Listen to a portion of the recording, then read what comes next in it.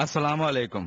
तस्बीह की नमाज किस तरह अदा की जाती है, जरा बताएंगे? तस्बीह की नमाज का तरीका जानना चाहते हैं?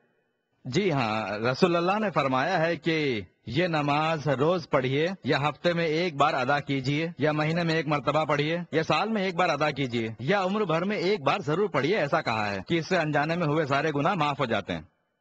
जनाब ने तस्बीह की नमाज नामी एक नमाज से मुताल्लिक चंद अहादीस तिरमिज़ी में, हाकिम में, बहकी में, दारुल बुतनी में, इब्ने हिब्बान में और भी बहुत सी किताबों में हदीसें मिलती हैं। तस्बीह की नमाज से मुताल्लिक वजाहत करने वाली अहादीस, ये जितनी भी हदीसें हैं, इन सब में से कोई भी हदीस मोतबर रावियों के जरिए बयान की हुई नहीं है। जिस हदीस को भी ले लें, उसमें से कोई ऐसा रावी जरूर मिलता है जो काबिल भरोसा नहीं है। जहाँ तक अहादीस का ताल्लुक है, रावी अगर मोतबर हो तभी उस हदीस को माना जाता है। अल्लाह के रसूल का फरमान जब सुनाना हो तो उसे एक सहाबी ने सुना होगा, वो सच्चे ही होंगे, उनमें कोई खबात नहीं होगी। उन सहाबी से किसने सुना था, उससे किसने सुना था, उससे किसने सुना था, इस किताब के मुसन्निफ को किसने सुनाया। एक हदीस की किताब लिखने वाले और रसूलुल्लाह के माबैन 5 अच्छे आदमी होंगे। किताबी शक्ल में आने के बाद सबूत की जरूरत नहीं होती। उन्होंने रिकॉर्ड तो कर लिया है ना, किताब बन चुकी है। बुखारी को ले लीजिए, उसके लिखने वाले इमाम बुखारी जो हैं, उन्होंने रसूलुल्लाह सल्लल्लाहु अलैहि वसल्लम से सीधे नहीं सुना। हुजूर के दौर में और बुखारी के दौर में 250 साल का फर्क है, तो बुखारी इमाम से किसने कहा होगा, उनसे किसने कहा होगा, उनको किसने बताया होगा, उनको एक सहाबी ने सुनाया होगा, उन सहाबी ने रसूलुल्लाह से सुना होगा। इस तरह कोई 5 आदमी होंगे। बात यह कि इन रावियों में 5 भी मोतबर हों।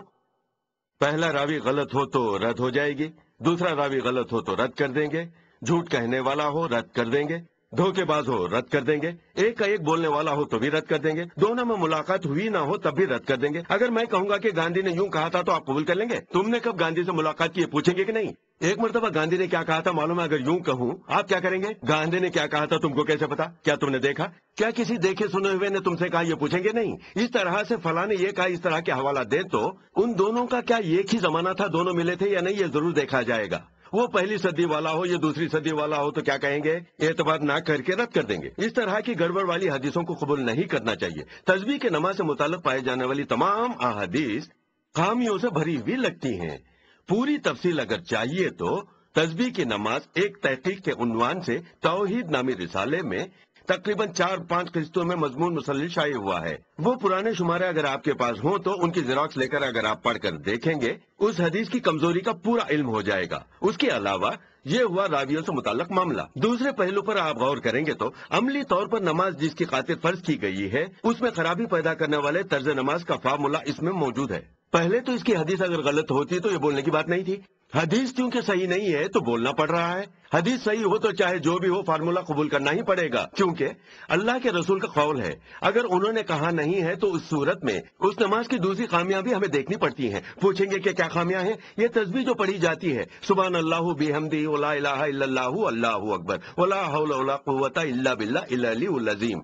इस तस्बीह को किस तरह पढ़ना है? 15 बार पढ़ना होगा, खड़े होकर 15 बार दोहराना होगा, सुनिए 15 बार दोहराना होगा, फिर रुकू में 10 बार दोहराना होगा, रुकू से खड़े होकर 10 बार दोहराना होगा, सजदे में 10 बार दोहराना होगा, सजदे से उठकर 10 बार दोहराना होगा, दूसरे सजदे में फिर 10 बार दोहराना होगा, कुल मिलाकर 75 हो जाएंगे। 4 रकातों में 300 बार तस्बीह पढ़ना होगा। यही तरीका इस नमाज का बनाया गया है। अब देखिए, अगर आप रुकू में जाकर इस तस्बीह को पढ़ते हैं, इतनी तवील तस्बीह पूरे 10 बार किस आदमी से गिनी जा सकेगी? यह नामुमकिन बात है।